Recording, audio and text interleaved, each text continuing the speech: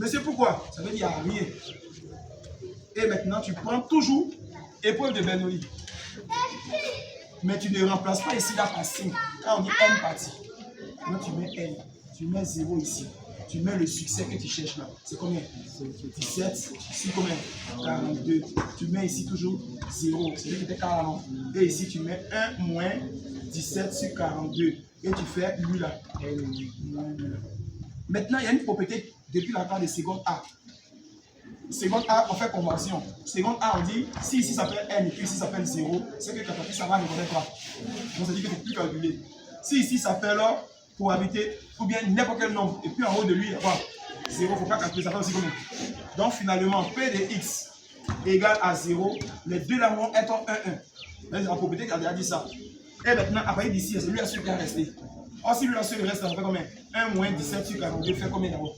Là, il me donne en termes de valeur, ça fait combien d'abord? Et puis maintenant, c'est la valeur que tu vas mettre exposant. Ça fait combien? 25 aussi, 42 à la puissance quoi? Comme tu es souriant, tu viens de déterminer maintenant aucun, il faut faire 1 moins aucun, tu vas trouver au moins 1. Donc maintenant, tu vas appliquer cette règle-là qui nous dit, à partir de cet instant, je trouverai maintenant quelle valeur? Aucun, non? Donc il y a une probabilité qui nous dit, somme des probabilités, ça s'appelle comment? Donc la probabilité de au moins 1 additionné à la probabilité de aucun, les deux ensemble, on va forcément faire quoi? Maintenant, monsieur, comment ça il justifie? Regardez bien. Il dit si ce n'est pas 0, c'est forcément 1, ou bien tous les nombres qui suivent qui 1. Vous voyez que la formule est claire? Si ce n'est pas 0, c'est forcément 1, ou bien tous les nombres qui sont derrière 1. Donc, ça veut dire qu'on peut trouver tous les nombres du monde. Est-ce qu'après 1, vous ne voyez pas tous les nombres? Si quelqu'un te dit 1 milliard, 400 milliards. C'est pas votre cible là, c'est que tu cherches. Tu cherches quoi? Donc ça va comme maintenant, cher ami. Donc ça va faire P de x supérieur 1 égale à 1 moins P de quoi? P de x égale à 0. Il est là-bas pour aider les autres aussi à comprendre. Alors, on peut penser ici maintenant.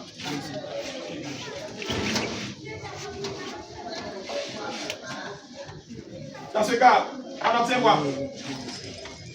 On obtient quoi? P de x supérieur ou égal à 1 égale à 1 moins P de x égale à 0. Pourtant, on vient de trouver aussi P de x égale à 0. Ça fait 1 moins qui? 25 sur combien? 42 à la puissance quoi? Et maintenant, c'est ce fameux n là.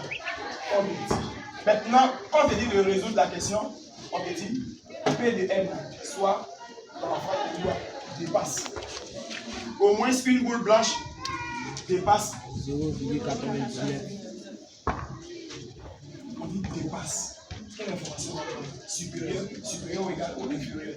Ou inférieur? Parce que c'est quelque chose qui dépasse. Ça dépasse le nombre qu'on a dit. On voit bien, donc on n'a pas dit supérieur et égal. Et égal supérieur. Donc c'est P de x supérieur ou égal à combien? Je ne sais pas comment tu joues. Comment 25 est venu? 25 on a calculé. 1 moins 17 sur 42. L'échec. C'est l'échec là. On va lui dire. C'est l'échec. Et maintenant, dans ce cas, on a x supérieur égal à combien? 1. Sa valeur c'est combien? 1 moins combien? 25 sur 42. Sa valeur actuellement. Donc, dit que cette écriture porte le nom de Pn, ça veut dire que cette écriture porte le nom de quoi? Px supérieur ou égal à 1. Donc, si jamais on demande de résoudre